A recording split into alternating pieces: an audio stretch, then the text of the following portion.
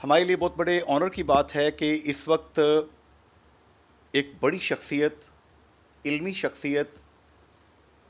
میرپور آزاد جموں کشمیر کی دھرتی پر تشریف لائی ہیں۔ جناب انوار الحق چودھری صاحب ممبر قومی اسمبلی بھی ہیں اور فیڈرل پارلیمانی سیکرٹری ہیں for Kashmir affairs and Gilgit Baltistan and SAFRON. جناب انوار الحق چودھری صاحب،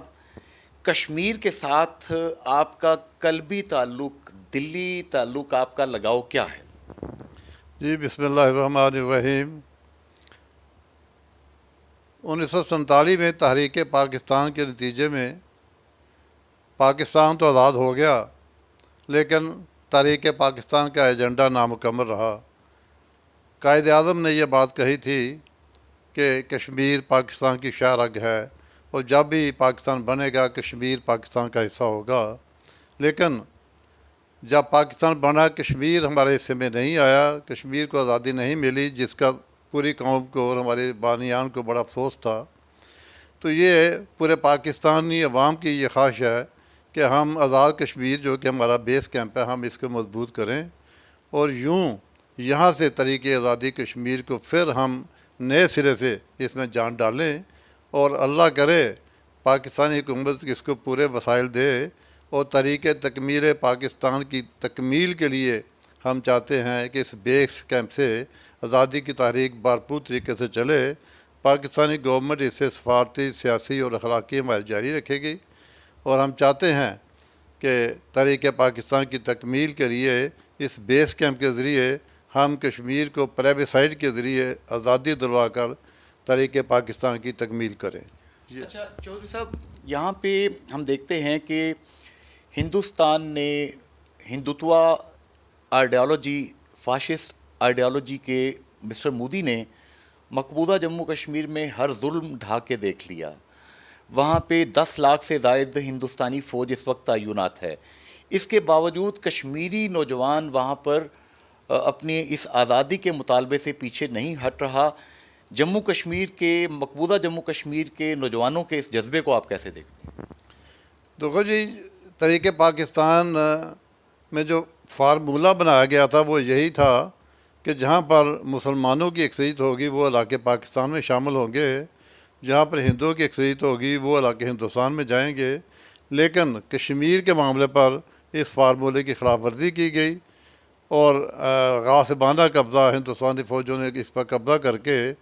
تحریک پاکستان کی تکمیل کو نامکمل کیا۔ تو ہم سمجھتے ہیں کہ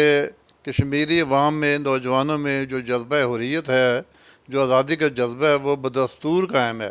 اور کئی نسلوں سے قائم ہے۔ وہ چونکہ ایک آزادی کی جنگ ہے، ان کے ساتھ ظلم زیادتی پہلے ہو چکی ہے اور اب اس کی تلافی کے لیے پوری پاکستانی گورنمنٹ، پورے مسلمان اس علاقے کے وہ کمیٹڈ ہیں، ان کا عزم ہے کہ وہ کشمیر کو آزاد کروا کر ہی دم لیں گے انشاءاللہ۔ آخری بات سر، ہم دیکھتے ہیں کہ ہمارے ملینز کے حساب سے کشمیری برطانیہ میں اس وقت موجود ہیں، وہاں پر ممبر ہیں برٹش پارلیمنٹ کے، ہاؤس آف لارڈز کے بہت سے ممبر ہیں، لارڈ قربان حسین ہیں، ابھی لارڈ شفق محمد وہاں پہ ہیں، بہت سے وہاں پہ سینکڑوں وہاں پہ کاؤنسلرز ہیں، اور اسی طرح یورپ کے اندر، برسلز کے اندر، امریکہ کے اندر یہ ڈائسپورا کشمیری جو ہے یہ بڑا ہی کشمیر کی آزادی کے حوالے سے والنٹیئرلی ایفرٹ کرتا رہتا ہے، آواز اٹھاتا رہتا ہے۔ میں چاہوں گا کہ اس ڈائسپورا کو بھی آپ ایڈریس کریں کہ اس حوالے سے وہ اپنی پازیٹیو سرگرمیاں جاری رکھیں۔ ہاں جی، یہ بڑی خوشی کی بات ہے